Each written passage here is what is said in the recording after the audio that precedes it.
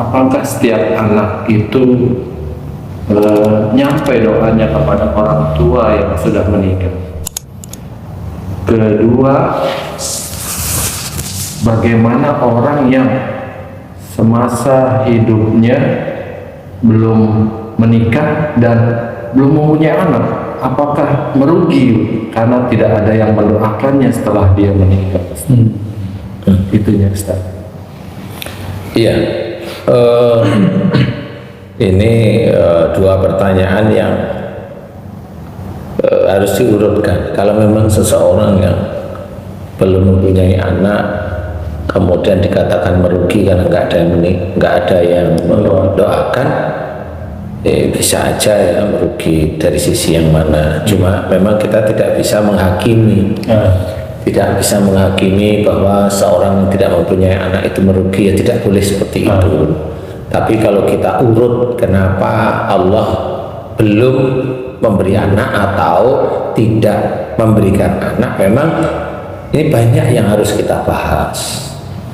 Contoh umpamanya, pada saat mudanya orang itu tidak dekat dengan orang tuanya, emosi, susah diberi nasihat, susah diberi masukan, marah terus menerus dilakukan, sehingga pada saat orang tersebut mendapatkan jodoh itu sekufu sama jodoh yang emosional, yang ini yang itu, sehingga itu bisa menjadikan peranakan si wanita tersebut memang belum diizinkan untuk mempunyai anak dari pasangannya. Karena apa? PR-nya si wanita tersebut yaitu kepada orang tuanya belum lunas cerita. Karena hadirnya wanita tersebut ke dunia ini kan tetap atas memang atas izin Allah, jelas ya, itu kan juga atas ayah dan ibunya juga. Nah, salah satu kenapa Allah itu belum memberikan momongan kepada orang itu ya di titik itu, di titik itu biasanya. Jadi orang tidak paham bahwa dirinya itu bersalah, karena memang kita orang muslim itu rata-rata memang tidak pernah mau mengakui kesalahan. Walaupun setiap hari raya minta maaf sama orang tua. Nah, minta maaf itu kan hanya budaya aja. Mau ngomong apa? Minta maaf itu kan tidak ada titiknya di titik ini. Minta maaf itu kan titiknya itu pada hatinya dan ketulusannya. Kadang-kadang orang itu kelihatannya tulus, masih aja kelihatan tulus, tapi tetap nanti diulang lagi kan begitu.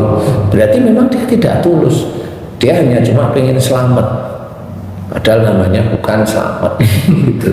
Dia pengen selamat aja. Nah, di titik inilah sebenarnya Allah juga pasti. Jadi bukan Allah dolim kepada keluarga tersebut, tidak boleh. Itu Allah tidak dolim, tapi orang tersebut atau pasangan tersebut memang awalnya beliau bisa aja mendolimi dirinya sendiri, sehingga Allah belum izinkan belum mengizinkan dia punya anak.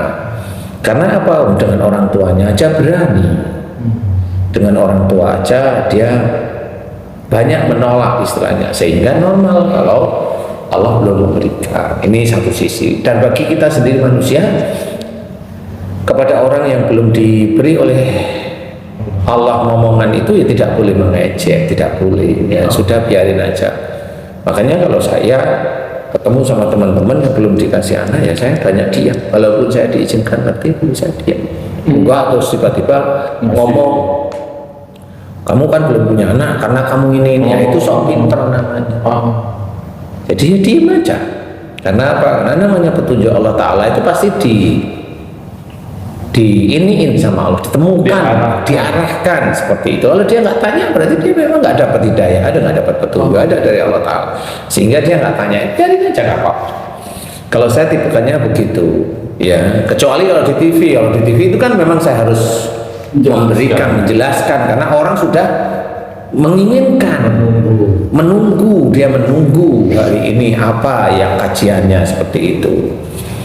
Nah, itu bagi yang belum dikaruniai anak. Dan kemudian bagi seseorang yang hubungannya dengan orang tua, apa yang ditunggu oleh orang tua, baik itu orang tua yang masih hidup ya tadi ya, ataupun yang sudah meninggal, itu ya salah satunya doa anak.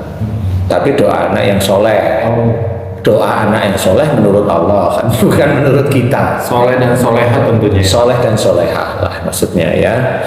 Jadi intinya bukan soleh menurut kita atau soleha menurut kita. Orang yang dia itu sering baca Quran udah biasanya kita anggap soleha atau soleh. Enggak harus seperti itu aja, pakai aja ya ini ya. Bukan berarti saya menyepelekan teman-teman yang hobinya baca Quran, enggak. Ini tidak hanya salah satunya itu. Iya, itu bisa menjadi salah satu unsur ke arah kesolehan. Tetapi apa aja ya, termasuk hormat pada orang tua, kan seperti itu. Hormat pada orang tua itu termasuk atribut kesolehan lah istilahnya. Dan kemudian soleh di mata Allah itu banyak cara bicara, punya otak itu untuk mikir, harus punya adab, aturan, etika, tidak semaunya sendiri. Antara dia dengan suaminya atau dia dengan istrinya ada etika tersendiri. Kemudian dia dengan anaknya ada etika tersendiri. Dia dengan dia punya anak buah atau bawahan, dia punya etika tersendiri. Kalau dia punya etika tersendiri, kalau ini bahas tentang ini nih, orang anak soleh nih, kan itu harus diterangkan seperti itu. Apakah dia termasuk soleh atau soleha apa enggak? Nah, pada saat dia punya anak buah, dia anak buah itu dia sadar atau tidak sadar, dia menekan anak buah sehingga anak buahnya ketakutan, etikanya nggak dipakai, kan begitu. Itu masuk soleh enggak? Enggak. Dia berbuat aneh, dolim. Nah, begitu istilahnya. Kalau dia punya atasan atau dia punya dia harus bertanggung jawab. Apa yang dia pakai sebenarnya? Kalau dia cuek, kalau dia hanya disuruh aja, ya itu ya sama aja. Sesuatu hal itu beretika apa enggak di hadapan Allah, ini sudah bisa kita ketahui. Nah, di sehari-hari di luar itu ada apa? Perilaku, ucapan, kemudian perilaku yang lain dan sebagainya dan sebagainya. Banyak sekali sunnah yang harus dikerjakan, banyak sekali kewajiban-kewajiban di luar kita itu menjalankan sholat, baca Quran, berpuasa seperti itu, hormat orang tua. Hormat orang tua itu tidak hanya cuma di mulut kita hormat sama orang tua, gitu. Bagaimana kalau orang tua itu kepada kita berkata tidak baik, tidak enak? Bagaimana menghadapinya? Nah, itu kan bisa. Bukan kita hanya nurut, karena memang di dalam Quran juga diceritakan bahwa kalau orang tua kita itu mengajak kita melakukan kemusyrikan, melakukan perbuatan syirik, nah kita menolak dengan kata-kata yang baik seperti itu. Nah, ini juga ada cara menyelesaikan masalah. Nah, itu juga menjadi tingkat kesolehan seseorang. Jadi kalau seseorang bertutur kata, emosional, marah, kalau dia di keluarga boleh dia udah kelihatan baik. Nah, nggak taunya sama orang yang menjadi saingannya, saingan dagang aja, nah, omongannya bagaimana? Nah, itu kan sudah beda. Padahal masih dia kelihatan kalau di keluarga baik, tapi kalau saingan dagang aja bagaimana? Bagaimana saingan dagangannya dia laris, kemudian dia itu pada saat tersebut sepi, mau apa dia di situ? Ini kan tingkat kesolehan. Kemudian dengan apa? Umpamanya kalau dia orang ini lawan politik, ya kalau berpolitik, kalau enggak biasa aja.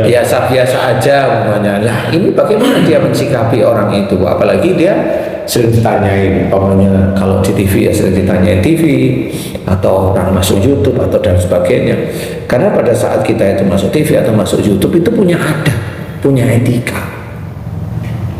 Ya jangan sampai kita itu ngomong di mana itu betul-betul sudah banyak yang menjadi saksi bahwa omongannya itu kasar. Apalagi kalau ada yang mencontoh. Nah, apalagi kalau ada yang mencontoh, berarti dia sudah menulangkan dosa jariah. Nah, seperti itu. Apakah itu bisa dikatakan soleh di hadapan Allah Ta'ala? Kalau kita aja manusia langsung bilang enggak, kita manusia masih sudah bisa bilang enggak gitu. Apalagi di mata Allah Ta'ala. Nah, disitulah yang harus kita ketahui. Untuk menuju ke arah soleh di mata Allah Ta'ala itu tidak gampang. Jadi benar-benar harus dikerjakan. Amanah enggak kalau diberi tugas atau bagaimana, semuanya seperti itu Ji. Jadi ya seperti namanya Haji sendiri atau Tung atau Eko namanya Dengan istri mamanya gimana? Itu kan sudah bisa kira-kira saya itu soleh nggak ya dengan istri kan itu. Soleh nggak ya saya di mata Allah dengan istri saya, itu sudah seperti itu. Bisa aja haji atau siapapun itu dengan anak itu sudah baik namanya. Baik, saya nggak bisa bilang soleh ya, baik aja, baik kalau ini istiqomah dan ada di garis Allah ya, ini bisa menjadi kesolehan orang tua kepada anaknya. Tapi dengan pasangan nggak ngerti. Nah kalau pasangan namanya bermasalah terus menerus, nggak cuma berapa bulan, puluhan tahun ya. Nah itu kan sudah bisa dinilai bahwa cuma diem aja, ya Allah ya Rabbi, berarti saya itu masih banyak salah di hadapan Allah Ta'ala. Kan harus seperti itu. Iya. Pokoknya pasangannya dikasih tahu nggak bisa, dikasih tahu nggak bisa, dikasih tahu nggak bisa, sudah kasih tahu aja terus-terusan. Sampai kapan? Sampai meninggal salah satu. Akan nggak bisa ngomong kalau namanya disuruh nikah lagi kan ya. Kan gitu ya. Jadi intinya adalah menuju soleh itu sulit, tidak gampang. Sehingga pada saat adalah apa yang ditunggu orang tua yang sudah meninggal itu adalah salah satunya adalah doa anak yang soleh. Nah ini juga akan menjadi gambaran bahwa anak soleh itu bisa aja ajaran dari orang tuanya. Anak soleh itu bisa ajaran dari orang lain, dia belajar karena mendapatkan petunjuk atau hidayah dari Allah Ta'ala, bisa. Dan itu bisa menjadi tetap aja fokusnya soleh. Tetap aja fokusnya kalau memang dia soleh, dia akan soleh. Mau dari ayahnya atau dari orang lain, kalau dia soleh ya soleh. Dia termasuk anak yang soleh di hadapan Allah Ta'ala.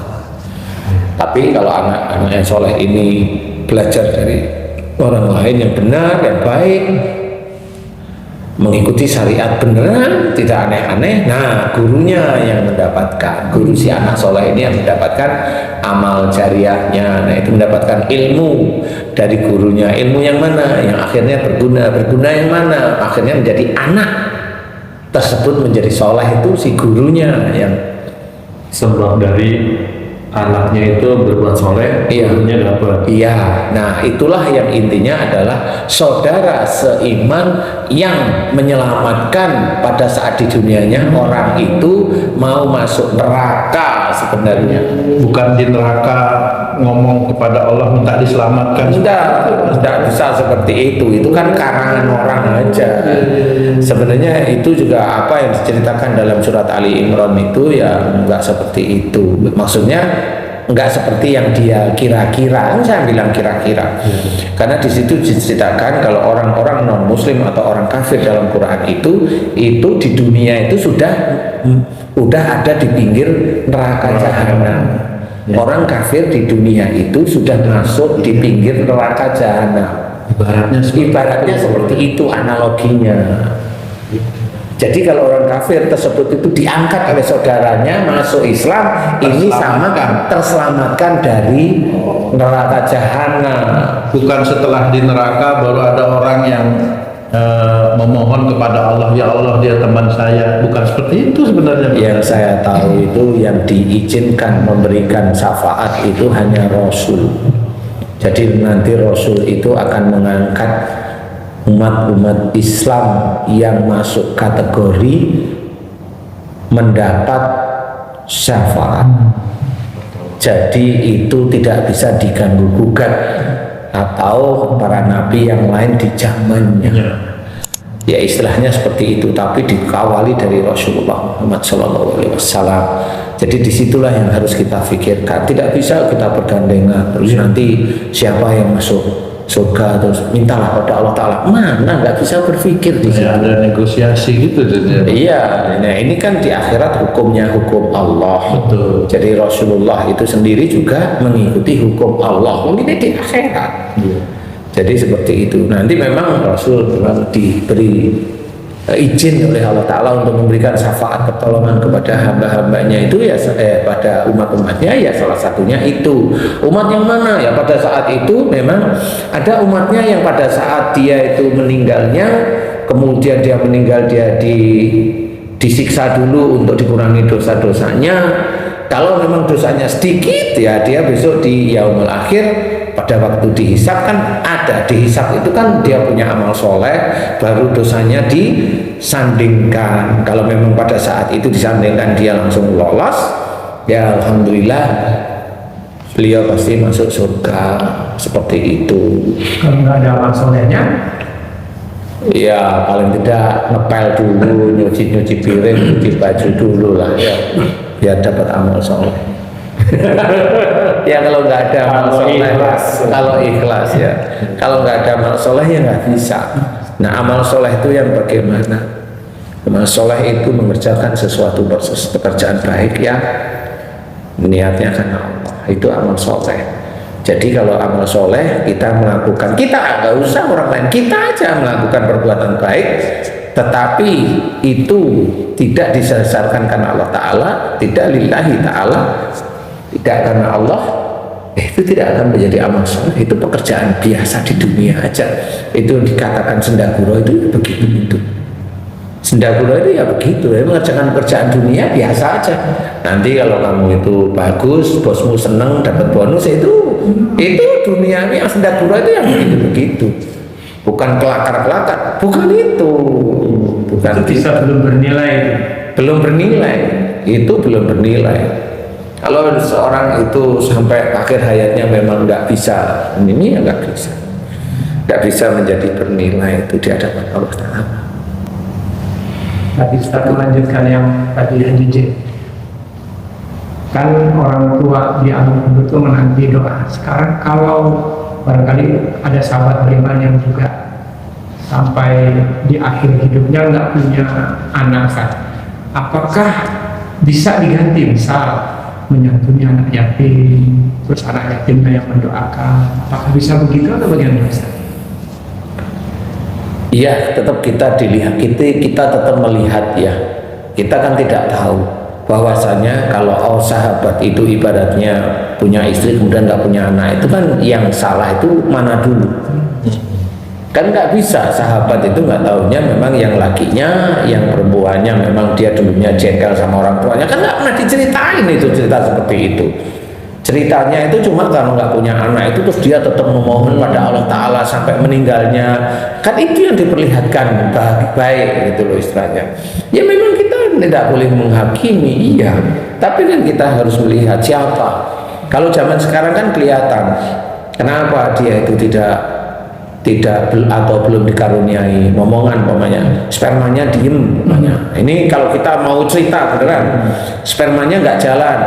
Memang dia kelihatan sehari-hari itu beribadah, tapi sperma nggak jalan itu kalau saya berpikir, ini orang nggak pernah bergerak ini kalau menjalankan sesuatu, harus disuruh-suruh aja ini. Emang pernah? Lah nggak bisa cerita. Sekarang memang ada alat untuk melihat sperma itu bisa bergerak.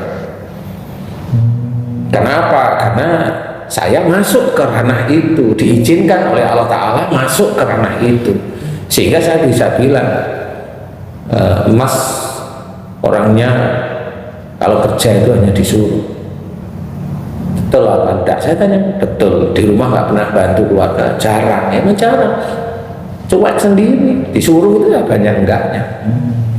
Nah itu spermanya anteng. Ada, saya pernah ketemu sama orang yang spermanya jalannya mundur, kan lucu. Nah, kan itu kan nggak pernah, di zaman dulu kan nggak ada alat untuk melihat sperma bergerak, laki-laki bergerak, ini ngerti dari mana. Nah kalau dari situ saya langsung insya Allah paham, Mas sperma berjalan mundur itu ciri Mas. Coba tolong saya dijawab benar apa enggak. Mas itu kalau mau melakukan pekerjaan banyak pertimbangan, tapi terakhirnya nggak jadi. Banyak ketakutannya, banyak pertimbangan, setelah banyak pertimbangan ketakutan, nggak jadi. Benar apa enggak saya nggak tahu, karena saya melihat dari sperma. Betul Ustaz, saya memang kalau bekerja sampai sekarang pun bingung saya bekerja karena memang belum bisa bekerja nyaman. Saya itu selalu banyak pertimbangan, tapi nanti di tengah jalan itu ketakutan sendiri dan nggak jadi gitu. Saya sendiri sekarang bekerja itu di keluarga, kan benar, di keluarga kan dia harus punya tanggung jawab ya ini, tapi ya tanggung jawabnya seperti itu. Jadi dia secara rasional itu memang seperti sama seperti spermanya. Sperma itu kan contoh seperti manusianya. Ya kalau teman dokter, kok mundur nih gimana sih? Apa pergerakan ekornya itu kebalik apa ya? Gitu.